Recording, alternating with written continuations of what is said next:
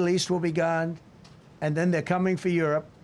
And I have to tell you, I'm very disappointed in NATO, very. I think that NATO, I think it's a mark on NATO that will never disappear in my mind. You know, they're coming to see me on Wednesday. They're going to say, oh, we'll do this, we'll do that. Now they all of a sudden want to send things, you know. But they said it loud and clear at the beginning. When I spoke to UK of all, I would have said they would have been the first because they're the oldest. And I say, yeah, I'd love to have a little help. He said, no, sir, we'd rather wait till you win. I said, I don't need help after we win. They have 2 old broken aircraft carriers, barely work. I said, I guess we can use them. Who the hell knows? I called the general. He didn't even want them. He said, we don't really need them. We got the SS Abraham Lincoln, sir. We don't need them. You know, we have, in terms of technology, we had one day 101 missiles going at 2,700 miles an hour, aimed at the Abraham Lincoln. 101 missiles. Out of 101 missiles, 101 missiles were shot down. This is your daily dose of all things royal. The King, as I'm sure you're aware, is in Congress later this month. Some, including you, have called for him to meet survivors of Jeffrey Epstein, but that seems pretty unlikely at this moment. What's your response to that likelihood? A week ago, when it was announced that the King would be visiting America, House Democrat from California, Ro Khanna, wrote a letter urging him to meet with the Epstein victims during his trip. As expected, Buckingham Palace responded with a carefully worded legal statement saying the King could not engage because of the ongoing investigation. Pretty much everyone knew that was going to be the answer. But Ro Khanna isn't letting it go. He went on the BBC yesterday to keep pressing the issue, and here's what he had to say. Well, I've written to the King, and I've appealed to his humanity. I've said this can be a defining moment for you. Look, my grandfather, Amarnath Vidyalankar, was jailed by the British monarchy. He was part of Gandhi's independence movement. And the new generation, which is going to come to power in America after Donald Trump, you know, they're suspicious of the British monarchy. Well, you can thank Meghan and Harry for that kind of suspicion. And, why does it even matter what the new generation who's going to come to power in the United States thinks? We don't bow to a king. And now there are all these questions about Epstein. What did they know about former Prince Andrew's interaction? Did they have documents about Epstein's visits to the royal court? Why didn't they speak out earlier? And he could say that no, the new British royalty is actually going to be working on climate change and human rights and cares about justice for survivors and take this meeting. I'm not sure why the BBC presenter didn't tell Ro Khanna that there's a website that he could go to see all the work that the royal family does. I find this sense of entitlement appalling. The King owes Congress no explanation about what he knows about his brother's affairs. Are you disappointed, therefore, with the response? And I feel like the corrupt BBC is stirring the pot here. Well, I don't think it's the King's staff. I mean, we deal with all these people all the time. Staff always says, no, this is some random barrister or lawyer who put this together. I mean, and it has no plausibility. You know, he's not going to compromise the legal standing. I mean, that's not going to fly in the United States of America. The King has a clear choice. He's either going to listen to a bunch of lackeys and take a legalistic way out and have the monarchy have its heyday with Donald Trump obsessed about it and then start to lose credibility with the new generation in America. Newsflash, Ro Khanna, the institution doesn't give a shit about what we little Americans think about the monarchy. I'm pretty sure the monarchy has a bad taste in their mouth of Americans because of Meghan Markle. So, I wouldn't necessarily think that, they're too concerned about what Americans think. Or he can do the right thing, meet with these survivors, and actually show that the British royalty and monarchy has some value in the modern world. So explain to me, Ro Khanna, what value do you expect to get out of the King sitting down with these victims? What do you expect to happen? Last week, Congressman, you'll be aware, this programme Newsnight was in Washington. We heard some very moving accounts from survivors of Jeffrey Epstein. It's just horrifying. I get emotional anytime I hear these stories. I mean, some of these survivors have been in my office. They've broken down in tears. There was so much trauma. Hundreds of these survivors raped, abused, coerced as young girls.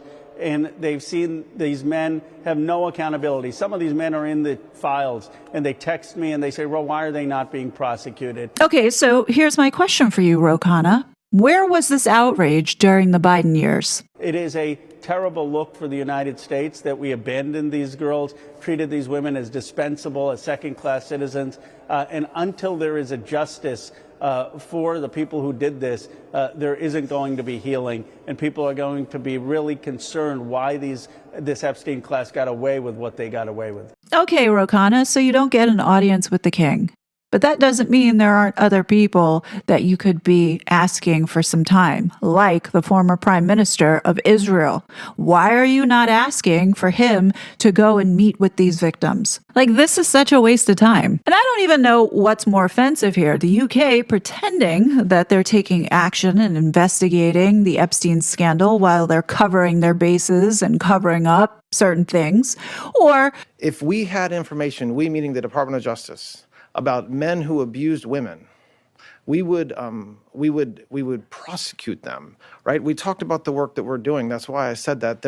I said this earlier. There's this built-in assumption that somehow there's this hidden tranche of information of men that we know about that we're covering up or that we're choosing not to prosecute. That is not the case. I don't know whether there are men out there that abuse these women. Either way, the Epstein class is being protected. So, like, what could possibly come out of Charles sitting in front of these women? Is it going to change the way Americans see the monarchy now? No. Especially to the Americans that know what Harry and Meghan had been up to since they arrived here in 2020 and undermining this great country. I think a better use of the king's time while he's here is having the conversation around his son subverting the will of the people in 2020, as well as violating American civil rights by being a part of this censorship complex and censoring American voices.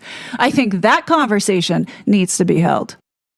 Yeah, I'm going to be honest, but I'm not excited for King Charles to visit America. I almost wish he'd just stay home. Now, I know there are many of you who just don't want to come to terms with King Charles playing a major role over the last several decades in the decline of the West. Sometimes you just got to call a spade, and King Charles is one of these unelected bureaucrats. I'm sorry to those that just don't want to hear it, but that's a fact. This is Canada, the United Kingdom, and Australia.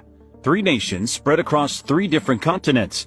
But despite the distance, one alarming truth connects them all. They are collapsing in exactly the same way.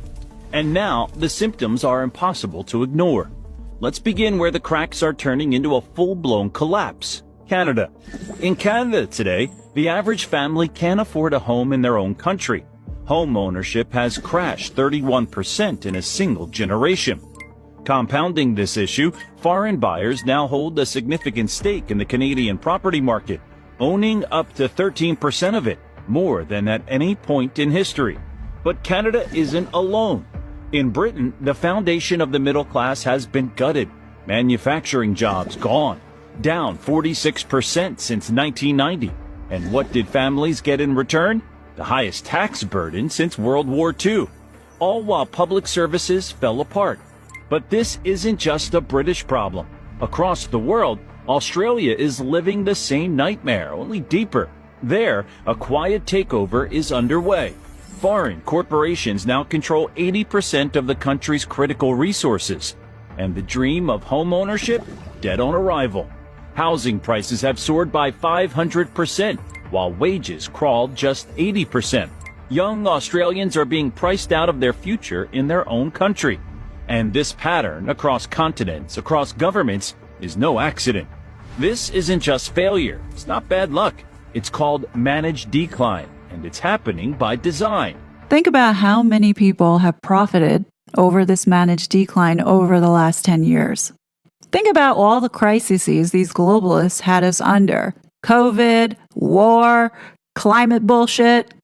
You know, those 17 SDG goals that have been pushed by the UN to close those gaps, but instead made those gaps wider. Have you noticed that the rich just keep on getting richer, but the poor seem to not be moving anywhere? In fact, they just get poorer and poorer. Well, you have people like King Charles to thank for that. Remember, the image that we see painted of the royal family is carefully controlled by the media. Like, it's not a coincidence that all of his realms are falling at the same time, pushing the same destructive policies on its people. There's a reason why we're not allowed to know the wealth of the royal family, and I believe it has a lot to do with this wealth redistribution.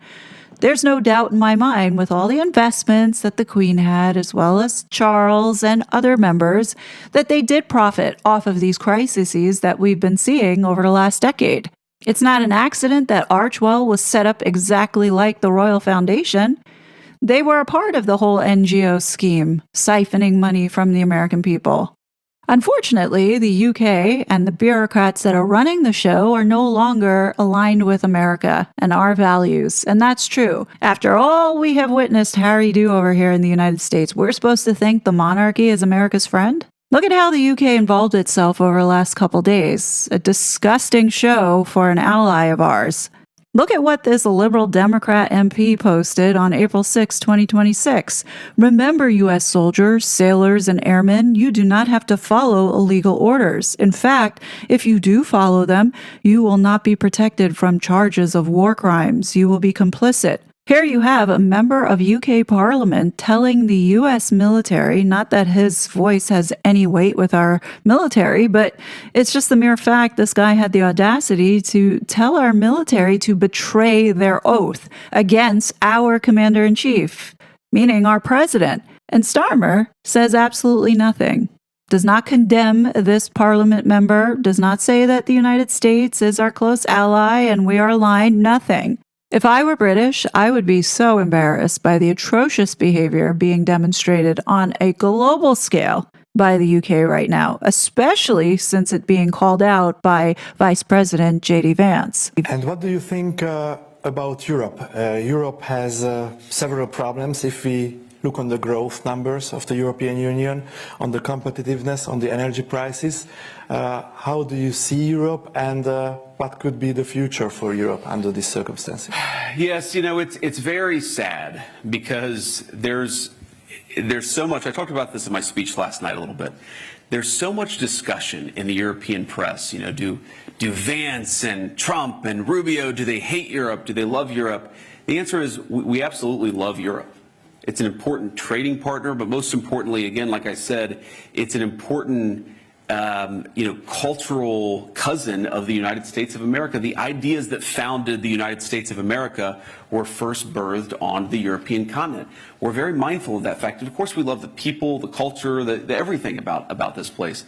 But we do have some disagreements with the political leadership. In particular, why have the Europeans, while saying, by the way, that Russia is the biggest national security threat, why have the Europeans made themselves completely dependent on unreliable sources of energy? Like, if you think that Russia, an energy superpower, is the biggest threat, you should do everything in your power to make yourselves economically and energy dominant, like President Trump has done in the United States. Our European friends have done the exact opposite. If you look at the cost of electricity in the United Kingdom, which is way underinvested in their energy resources, you know, UK families are paying 4 times, 5 times, 6 times what United States citizens are paying for electricity. Now, obviously, I care most about America's citizens. That's who I'm elected to represent.